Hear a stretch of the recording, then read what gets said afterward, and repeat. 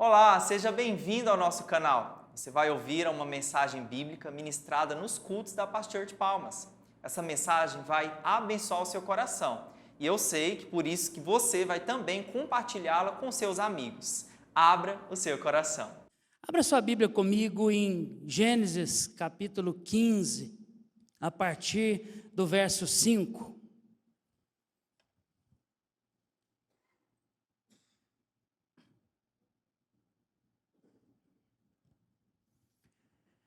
Levando-o para fora da tenda, disse: olhe para o céu e conte as estrelas, se é que pode contá-las. E prosseguiu: assim será a sua descendência. Abraão creu no Senhor e isso lhe foi creditado como justiça. Nós vemos aqui um momento muito chave na vida de Abraão.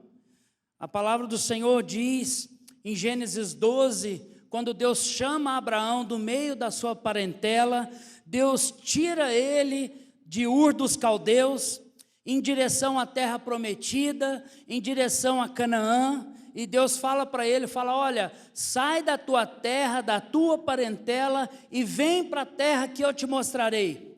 Abraão então começa uma jornada em direção àquilo que ele acreditava ser a sua promessa, em direção àquilo que poderia de fato alimentar todo o seu destino, o destino da sua casa, da sua família, e Deus iria plantá-lo num lugar, numa terra que manasse leite e mel, que é as terras de Canaã.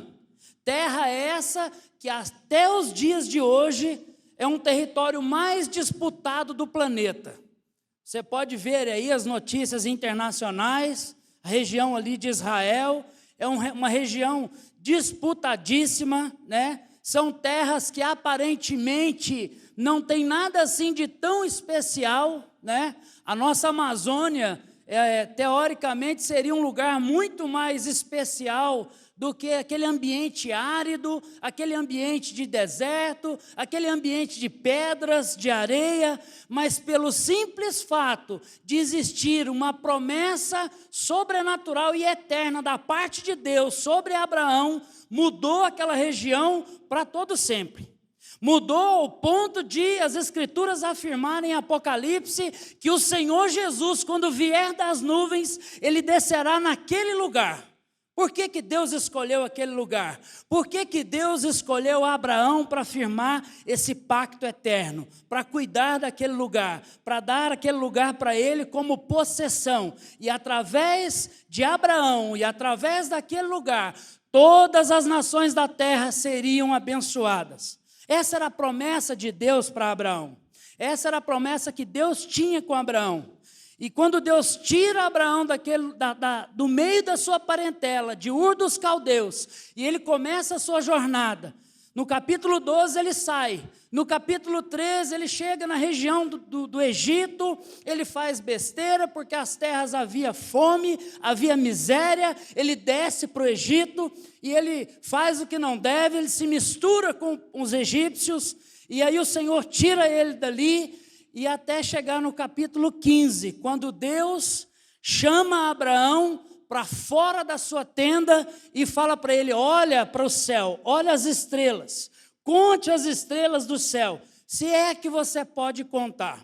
E aí eu queria destacar aqui essa parte que o Senhor fala para ele: se é que podes contar.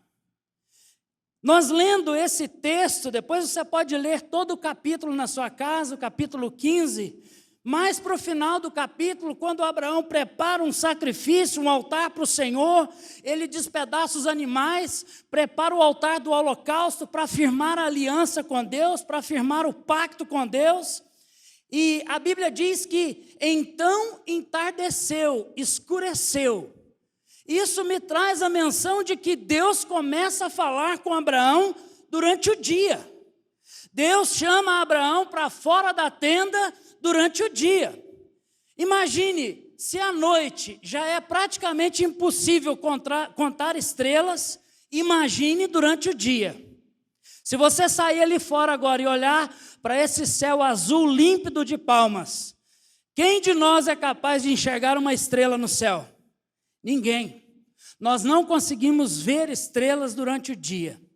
E por isso parece algo impossível, parece algo inacreditável. Mas Deus estava tirando Abraão de uma situação de conformismo, de conforto, de dentro da sua tenda, de um lugar que fala de aconchego, que é a tenda dele, e traz ele para fora para esticá-lo e colocá-lo numa dimensão espiritual. Deus tirou você da sua casa nessa manhã, te trouxe para esse lugar, porque Deus tem a intenção de te esticar espiritualmente. Deus tem a intenção de trazer revelações sobrenaturais. Você não saiu da sua casa para ouvir uma boa mensagem. Você não saiu da sua casa para ouvir teorias do cristianismo. Você saiu da sua casa para ouvir algo sobrenatural que pode mudar a sua vida. Amém? Abraão, então, olha para o céu. Eu acredito que ele não viu nada. De fato, não viu. Mas a Bíblia diz aí no final, no verso 6, Abraão creu no Senhor, e isso lhe foi acreditado como justiça. Ele acreditou simplesmente naquilo que Deus disse. Ele não acreditou nas estrelas que ele contou. Ele não acreditou na possibilidade de contar estrelas. Isso fala de uma fé sobrenatural e eterna. E o tema dessa mensagem é a fé que acessa o favor de Deus. É essa fé, a fé que crê sem ver. Jesus disse, bem-aventurado vós que crê sem ver. Jesus disse isso. Jesus ratifica isso. O apóstolo Paulo ratifica essa fé de Abraão quando, por diversas vezes, nas cartas que ele escreve, ele fala, Abraão creu em Deus, e isso lhe foi acreditado como justiça. Não é pelo simples fato daquilo que Abraão fez como resposta, não é pelo simples fato de que Abraão foi um homem obediente, não é porque Abraão já entendia da lei, porque Abraão viveu um tempo sem lei. Abraão viveu um tempo antes da lei. Abraão viveu um tempo antes de ter Bíblia. Viveu um tempo antes de ter a Torá, antes de ter as Escrituras. Moisés ainda não havia nascido. A lei mosaica ainda não havia sido instruída ao povo. Mas Abraão creu. Repita assim comigo. Abraão creu. Aleluia.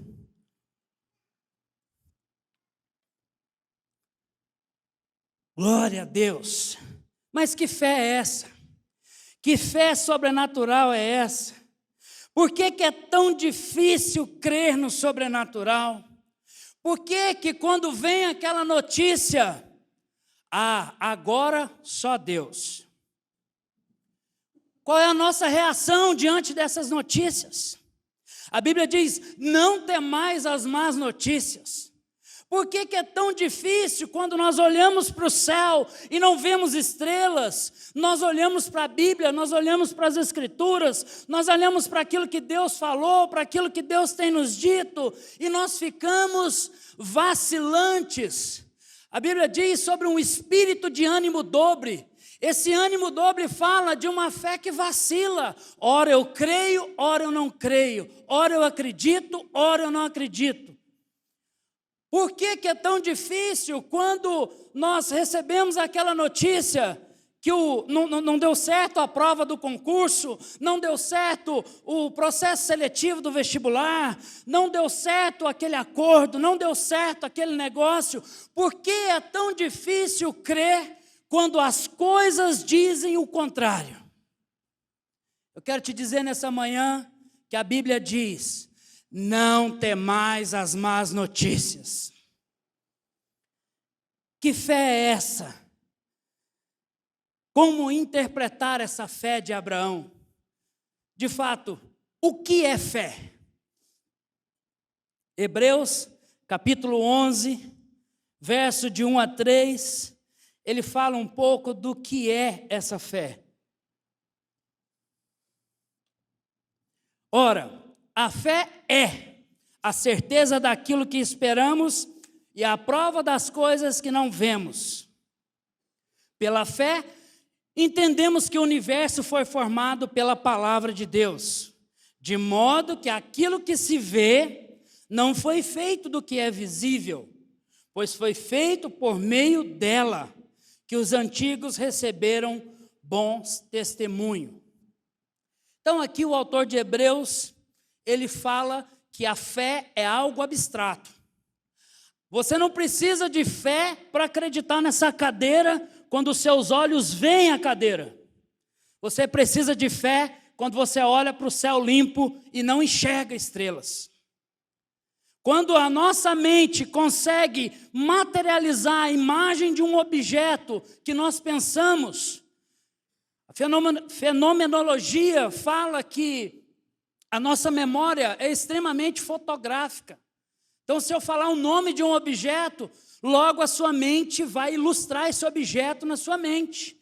E você não vai ter dificuldade de acreditar naquele objeto, uma vez que a sua mente desenhou aquele objeto. Se eu falar aqui a palavra prato, logo a sua mente ilustra o prato. Mas Deus falou para Abraão: sai para fora e veja as estrelas. E ele não viu. Isso é algo sobrenatural. Isso é o sobrenatural. Isso fala da fé divina, da fé sobrenatural. Da fé que a sua mente é incapaz de entender. Da fé que a sua mente é incapaz de ilustrar. Não há palavras aqui que eu possa dizer nessa manhã capaz de enquadrar de fato a fé divina. Mas nós temos um vislumbre, aquilo que Deus fez com Moisés. Ele passou a sua bondade diante de Moisés. Ele não se revelou completamente a Moisés. Esse vislumbre que eu vou tentar passar para vocês aqui nessa manhã. Nós temos dois tipos de fé. A fé humana e a fé de Deus. A fé divina, a fé sobrenatural. Como pode ter dois tipos de fé no ser humano? A fé humana fala daquela fé que nós nascemos com ela. Se nós formos agora para uma tribo indígena, inacessível, lá no meio da Amazônia, que nunca teve contato com o homem branco, você vai ver que no coração daquele indígena existe uma manifestação de fé. Ele crê numa árvore, ele crê num rio, ele crê num animal, né, na anaconda, no leopardo, ele acredita em algo. Essa é a fé humana, essa é a capacidade do homem de crer.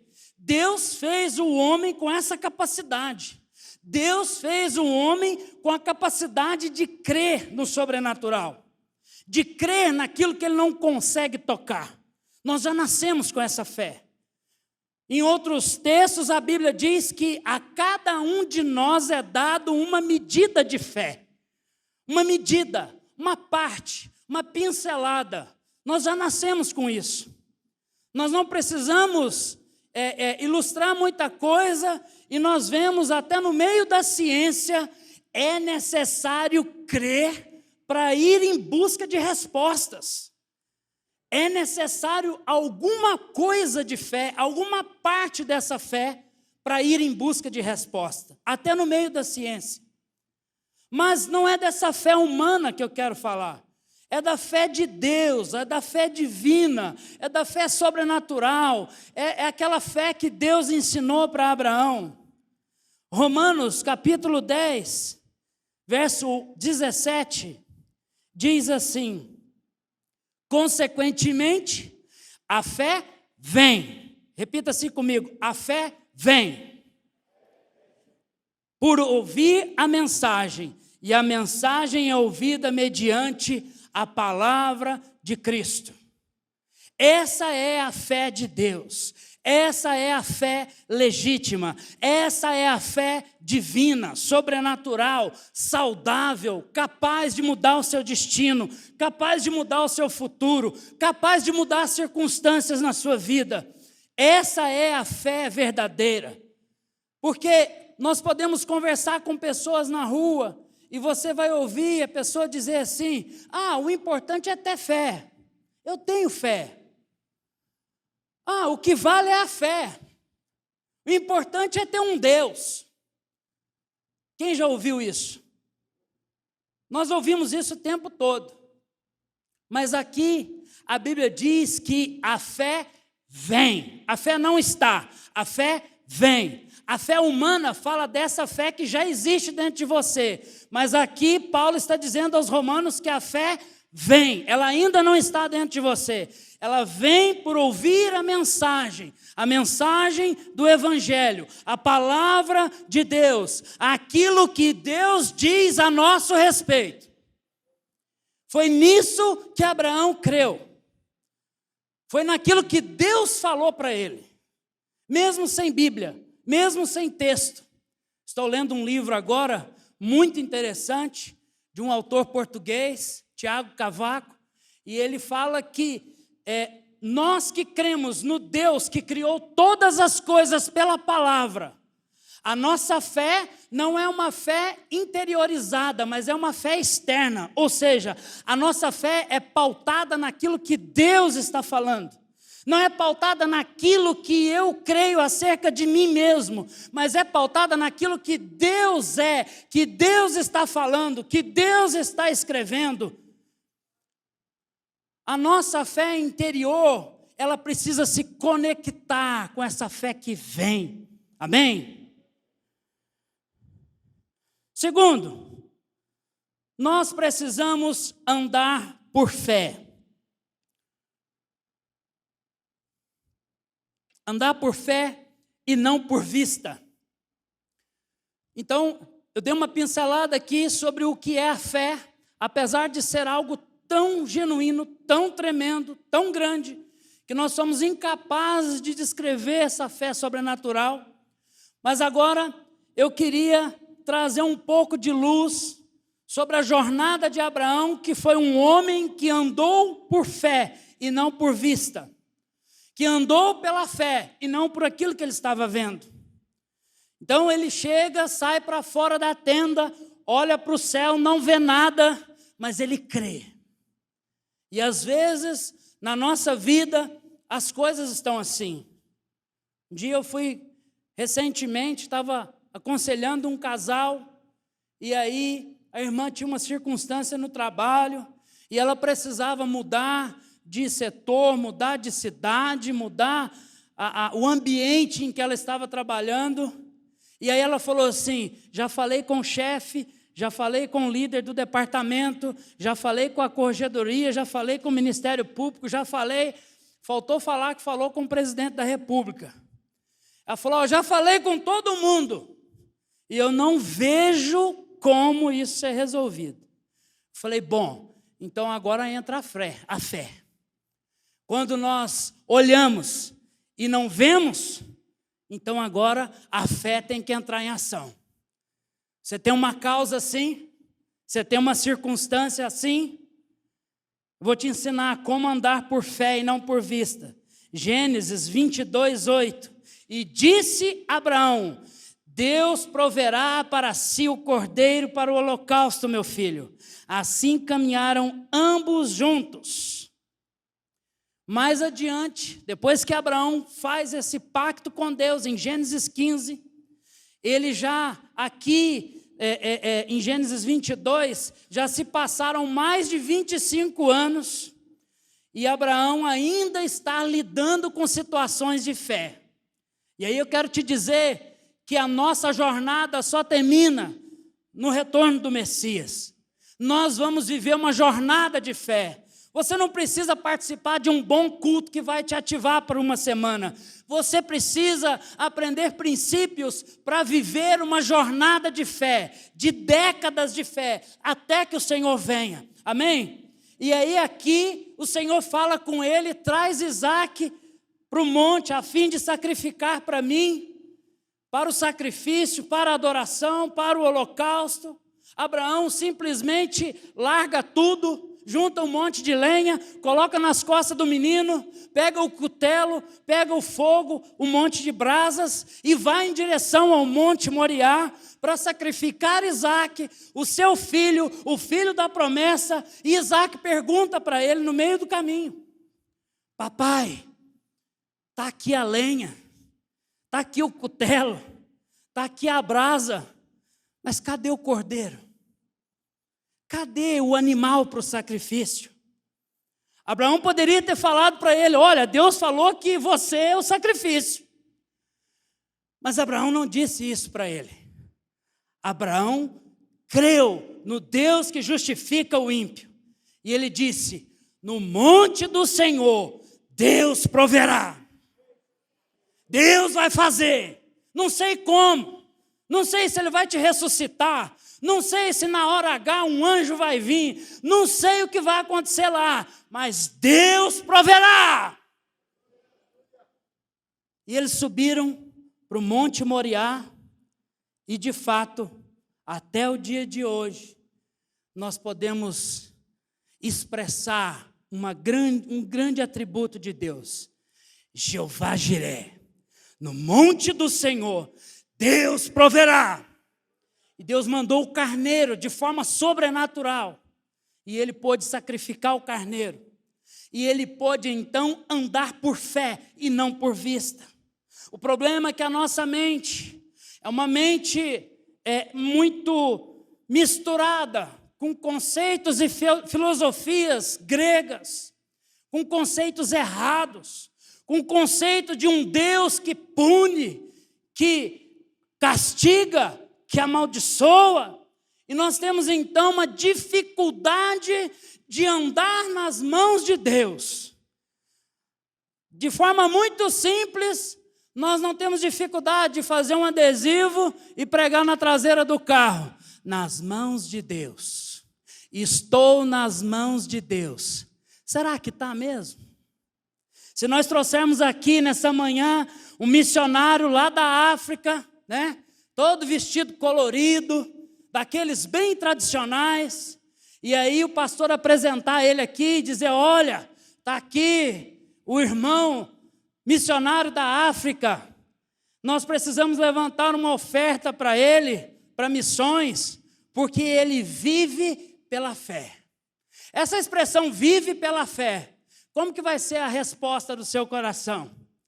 Você não fala, nós não falamos, mas nós pensamos. Nós logo pensamos assim: poxa vida, quem que foi o responsável que mandou esse cara para lá? Esse cara deve estar passando fome lá. Misericórdia, vamos levantar uma boa oferta, porque afinal de contas, ele vive pela fé. Ninguém sustenta ele lá. Se nós não mandar uma ofertinha para ele, a coisa está feia para o lado dele lá. Porque a expressão viver pela fé é uma expressão que no nosso coração significa depender de Deus. Logo, depender de Deus é algo ruim. Estar nas mãos de Deus não é algo tão bom assim. Viver pela fé, andar por fé e não por vista, não é algo tão legal assim. Foi isso que Jesus confrontou naquele jovem rico, cheio de dinheiro. Jesus não estava preocupado com o Corolla zero dele. Jesus queria provar o coração dele. Falou assim para ele: olha, vende tudo que você tem, dá aos pobres e siga-me. Vem andar comigo e viver pela fé. O Filho do Homem não tem onde reclinar a cabeça. Eu não tenho onde tomar um banho muitas vezes. Eu não tenho uma casa para dormir muitas vezes. Vem andar pela fé comigo. Vem viver pela fé.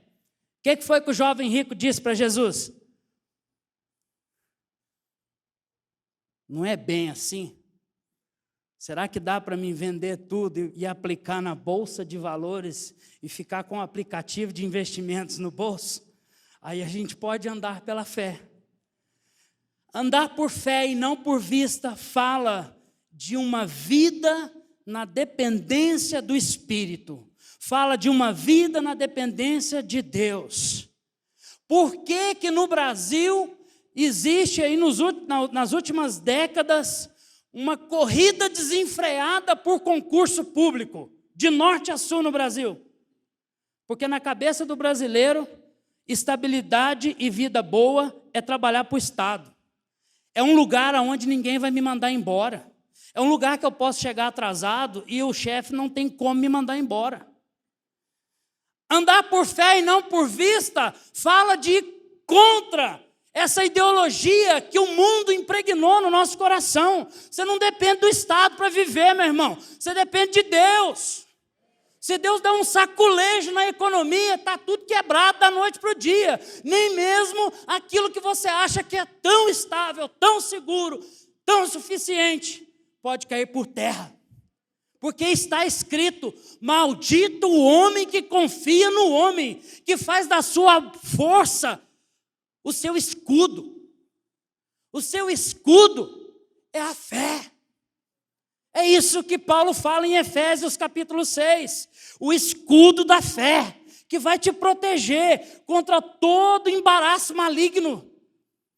Nós não dependemos de homens, nós não dependemos de empresários, nós não dependemos de bons empregos, nós não dependemos das coisas desse mundo, nós somos peregrinos, nós somos estrangeiros, assim como Abraão foi peregrino em terra estrangeira, nós somos peregrinos, e um dia nós vamos largar tudo aí. Eu tenho uma Hilux, eu vou deixar, quem quiser pode pegar essa lata, eu vou subir, amém?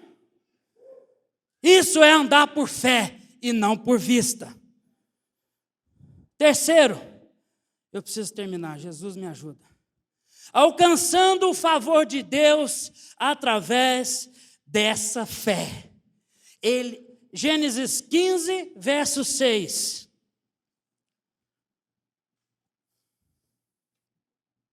Ele creu no Senhor, e isso lhe foi imputado para justiça. Abraão creu em Deus.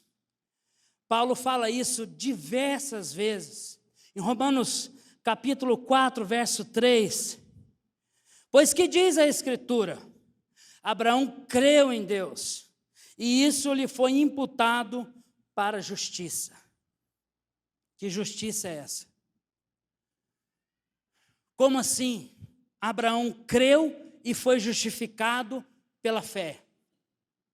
Hebreus capítulo 11, quando fala na galeria dos heróis da fé, ele vai falar de Abraão, vai falar de Noé, vai falar de Moisés, vai falar dos grandes heróis da fé, e no final ele diz que todos eles não receberam em vida a promessa. E aí você fala, poxa vida, mas Abraão passou por tudo que ele passou e não recebeu em vida a promessa? Ele não viveu, ele não desfrutou da graça, do favor de Deus? Veja bem, por que que o autor diz que eles não receberam a promessa? Em partes, porque parte dessa promessa, dessa conquista, dessa realização, ele viveu. Ele teve Isaac, ele se assentou naquelas terras, ele fez aliança com Deus naquelas terras, mas o que Deus tinha para fazer na vida de Abraão era algo tão grande, tão extraordinário, tão eterno, tão sobrenatural, que não cabia numa janela de tempo de poucas décadas. Por isso a Bíblia chama Deus de Abraão, Isaac e Jacó, e Cristiano, e Carla, e irmão. Porque o que Deus tem para fazer na nossa vida é algo eterno. É algo multigeracional. Por isso Jesus fala, Abraão viu o meu dia e se alegrou. Porque quando Abraão sobe no Monte Moriá e vai sacrificar Isaac, é uma figura de Cristo, uma tipificação do Filho do Pai que foi entregue no monte para ser morto. Os teólogos dizem que, fisicamente, o Monte Moriá, ele dá de frente para o Monte Gólgota, que fica alguns dias a pé. Eu não sei exatamente como que é essa visão lá hoje, mas eu estive olhando nos mapas e de fato é algo bem próximo. Jesus disse, Abraão viu o meu dia. Uau! João escreveu o Apocalipse inteiro, porque ele viu o que vai acontecer. Quando nós entramos nessa dimensão espiritual de fé, quando nós alcançamos esse favor divino e sobrenatural, Nós passamos a entrar na dimensão do Espírito e visualizar coisas que, humanamente falando, é impossível. Nós passamos a sonhar com algo sobrenatural. Nós passamos a esperar por algo sobrenatural. Nós passamos a crer em coisas sobrenaturais. Sabe por quê que muitas vezes nós temos dificuldade de crer que o morto pode ressuscitar? Sabe por quê que muitas vezes é difícil crer que Deus pode curar o aleijado? É porque nós ainda estamos nessa dimensão da fé humana. Nós não entramos nessa dimensão de fé sobrenatural que pode ver as coisas eternas. Abraão, eu creio que de forma espiritual, quando Jesus diz que ele viu o dia do Senhor, imagine aí o Google Earth. Quantos sabem como que é o zoom do Google? Você vê o planeta lá de cima, e aí você vai abrindo zoom, Palmas, dentro de Tocantins, aí você vê sua quadra. Só que de cima para baixo, você vê o globo, você vê a América Latina, você vê a região norte, estado, município, você vê tudo de cima para baixo. Deus está vendo a história da humanidade como nós vemos o Google. Ele vê de cima para baixo, ele já viu tudo acontecendo. Nós temos uma visão da vida de maneira linear. Nós olhamos aqui no Cronos. Eu tenho 40 anos, quando eu chegar em 50, quando eu chegar em 60, quando eu chegar em 65. E eu vejo a vida como uma estrada longa e reta. E eu tenho dificuldade de enxergar o que está além da montanha. Eu não consigo ver, se eu olhar para aquela serra do Lajeado, eu não consigo enxergar o que está atrás daquela serra. Mas se eu entro na dimensão do Espírito, eu subo e vejo tudo de cima. Uau! Como eu quero isso. Foi isso que Paulo escreveu, que ele disse que ele foi arrebatado, não sabe se foi no corpo, se foi no Espírito, de que forma foi, mas que ele viu coisas inefáveis, que ele seria incapaz de descrever e escrever aquilo, ele não podia escrever. Jesus, em alguns momentos, olhava para os discípulos e falava: olha, eu tenho coisas para lhes dizer que eu ainda não posso dizer, porque vocês não vão suportar.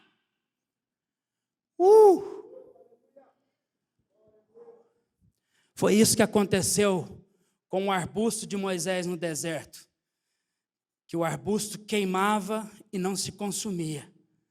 Isso fala de uma dimensão sobrenatural. Não existe árvore que pega fogo e não vira cinza. Isso confronta a nossa mente. Isso confronta o natural. E nós passamos a entrar na dimensão do Espírito. Quantos aqui querem entrar na dimensão do Espírito? E nós temos que crer nessa justificação pela fé. Essa justificação que sacudiu a história. Romanos 4, verso 3. Pois o que diz a Escritura? Abraão creu em Deus e isso lhe foi imputado para a justiça. Se você ler o capítulo 4 de Romanos, você vai ver uma ilustração que Paulo fala sobre justificação pela fé. E ele diz assim: o salário do homem que trabalha lhe é de direito. Aquele que trabalha tem o legítimo direito legal, humano, racional, de receber o seu salário. Mas aquele que crê no Deus que justifica o ímpio, ele ultrapassa esse limite dos números. Ele ultrapassa os limites legais. Eu não estou dizendo que você deve ir contra as leis. Não estou dizendo que é errado você acreditar em fazer um planejamento com aquilo que você recebe. Eu estou dizendo que é errado você permanecer aí, nesse lugar limitado, de fazer conta, de viver uma fé humana, natural, racional. Paulo nos chama para viver um nível de justificação pela fé. E aí ele fala, em 2 Coríntios, capítulo 5, verso 21. Aquele que não conheceu o pecado, ele o fez pecado por nós, para que nele, em Cristo, fôssemos feitos justiça de Deus. Para que através de Cristo se cumprisse toda a maldição da lei. Tudo aquilo que está em Deuteronômio 28, que viria o câncer, que viria a tísica, que viria tantas e tantas doenças, por causa da desobediência do homem. Jesus levou sobre si na cruz do Calvário. E às vezes a gente ouve, né? Olha, se você pisar fora da caixa, tem um velhinho barbudo lá em cima com um cajado desse tamanho, só esperando para ó na sua cabeça. Está escrito lá em Deuteronômio 28, que vai te dar um câncer no pé, que vai vir uma maldição. Mas a justificação pela fé fala da obra da cruz no Calvário, no monte do Gólgota. Aquilo que Abraão viu acontecer, aquilo que Abraão viu que aconteceria. Está certo, está escrito mesmo na lei lá, assim como está escrito na CLT, que o piso salarial mínimo brasileiro é 1.200 e qualquer coisa. Quanto que é? 1.200 e? Misericórdia. Que Deus nos livre do mínimo. Amém? Está escrito mesmo na lei. Mas eu não vivo mais segundo a lei. Eu vivo agora pela fé. Porque está escrito, o justo viverá pela fé. Eu não vivo mais segundo aquilo que os meus olhos somente podem ver, mas eu vejo agora algo espiritual. Eu agora, como diz o texto de Paulo, que caiu dos olhos dele como se fossem escamas, e agora ele começa a visualizar coisas que até então ele não via. Ele andava simplesmente apegado à lei. Não vivo pela fé. Não vivo pelo que vejo, eu vivo pela fé. Romanos 7,18, para encerrar, para parecer que está acabando. Porque eu sei que em mim, isto é, na minha carne, não habita bem algum. E com efeito, o querer está em mim, mas não consigo realizar o bem. Só para fechar esse assunto de justificação pela fé. O apóstolo Paulo, ele era alguém que a sua fé estava baseada nas Escrituras. Tanto que ele citava Paulo. Os escritos de Paulo estão baseados naquilo que estava escrito do Velho Testamento. Todo o Novo Testamento, 75% do Novo Testamento foi Paulo que escreveu. E ele escreveu com uma fé baseada no Velho Testamento. Porém, ele acreditava na obra da cruz. Ele fala, o evangelho que recebi do Senhor Jesus. Então ele tinha uma hermenêutica bíblica pautada na obra da cruz. Então sempre que ele lia um texto do Velho Testamento, ele passava pelo filtro da obra da cruz. E aí, alguém que olhava para as coisas de fora e vivia uma fé não pautada naquilo que ele estava vendo, mas naquilo que Deus disse, ele agora passa a olhar para dentro de si. Você tem que olhar para fora e tem que olhar para dentro. E aí ele olhando para dentro dele, ele disse essas palavras: porque eu sei que em mim, isso é, na minha carne, não habita bem algum. E com feito, o querer está em mim, mas não consigo realizar o bem. O mal que eu não quero fazer, esse eu faço. Que o Senhor me livre desse corpo mortal. Ele olhava para dentro de si, e as circunstâncias, os desejos, os pensamentos, também mexiam com essa fé. Então, quando você fizer conta, né? Nós temos empreendedores aqui, nós temos empresários. Quando nós fizemos conta, nós fazemos um planejamento, nós fazemos um projeto, nós criamos um desenho, né? Você vai construir uma casa, você faz um desenho, faz um projeto, faz as contas, e aí percebe que o dinheiro é pouco, e aí precisa de fé para acreditar. Da mesma forma, nós temos que olhar para dentro de nós. Porque se nós nos apoiarmos na nossa pseudo-bondade, nós acharmos que nós estamos prontos, nós acharmos que nós estamos bons, nós acharmos que nós somos alguma coisa, certamente nós seremos rejeitados, porque Deus é aquele que sonda os corações. O salmista Davi também fazia isso, quando ele diz no Salmo, dizendo: por que está abatida, ó minha alma? Por que te perturbas dentro de mim? Espera em Deus, pois ainda o louvarei, o Deus da minha salvação.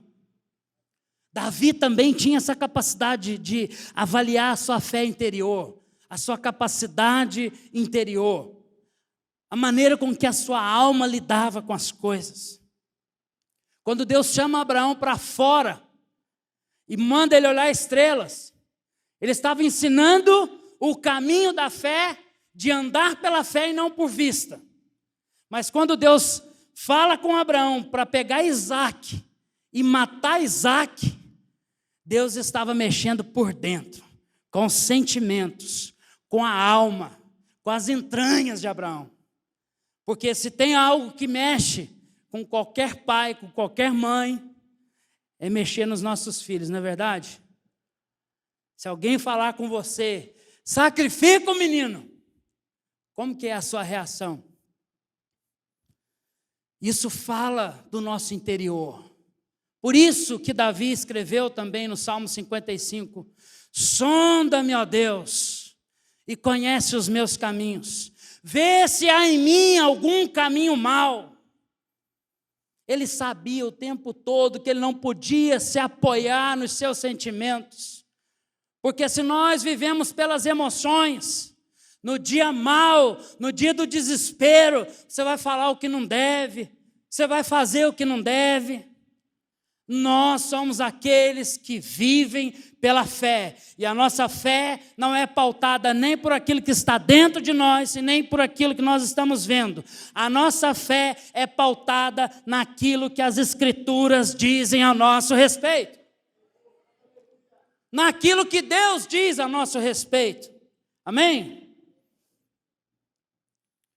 Gênesis capítulo 17, verso 1, Deus disse para Abraão: anda na minha presença e ser perfeito. Gálatas capítulo 5, verso 16, o apóstolo Paulo escreve: por isso digam, vivam pelo Espírito, e de modo nenhum satisfarão os desejos da carne. Quando Deus fala com Abraão, anda na minha presença, Deus está dizendo para ele: olha, esquece o que está ao seu redor, que eu vou consertar o seu interior, eu vou te fazer alguém perfeito. A palavra perfeição aqui não é a perfeição diante dos olhos humanos, mas é a perfeição segundo Deus, é a perfeição de um Deus que pode tirar a ira do homem, de um Deus que pode tirar a mentira do homem, de um Deus que pode tirar toda a coisa ruim do nosso coração. Porque aquela aparência de bondade que nós temos, não é tudo isso que parece. Olha para quem está do seu lado e fala assim: você não é tão bonzinho assim não. Por isso que Deus diz para Abraão: anda na minha presença e ser perfeito. Se você andar na minha presença, eu vou te fazer perfeito. E o apóstolo Paulo escreve aos Gálatas dizendo: andem segundo o Espírito, andem no Espírito, vivam pelo Espírito, creem naquilo que eu digo, creiam nas Escrituras, e vocês não vão satisfazer os desejos da carne. E aí aqui os desejos da carne não é simplesmente desejos sexuais de fazer o que não deve, não. São os desejos ruins que nós temos. Ira, porfia, ciúmes, brigas, contendas, trapaças. São palavras que muitas vezes nós não queremos nem pronunciar, não é verdade? Mas Deus tem o antídoto para isso. Deus tem a maneira de consertar isso. Deus tem a maneira de nos aperfeiçoar, segundo ele disse para Abraão. E aí, quando em Hebreus 11, o Senhor diz que aqueles heróis foram aceitos pela fé, receberam bons testemunhos, mas não receberam a promessa em sua totalidade. Em Gálatas 3, o Senhor fala que agora os que são de Cristo, os que creem no Senhor, são considerados filhos de Abraão pela fé. E agora nós recebemos a promessa que foi dada a Abraão. Qual promessa? A promessa do Espírito Santo de Deus. Abraão não pôde receber o Espírito Santo em sua totalidade. Moisés não pôde receber o Espírito Santo em sua totalidade. Davi foi reconhecido como um homem segundo o coração de Deus, mas não recebeu o Espírito Santo em sua totalidade. Os apóstolos, até a morte e ressurreição de Cristo, ainda não tinham experimentado dessa promessa em sua totalidade. Somente a partir de Atos 2, com a descida do Espírito Santo, com o enchimento do Espírito Santo, com o derramar do Espírito Santo, essa fé foi ativada na humanidade de forma plena. E agora já não sou eu quem vivo, mas Cristo vive em mim. Amém? Fica de pé no seu lugar.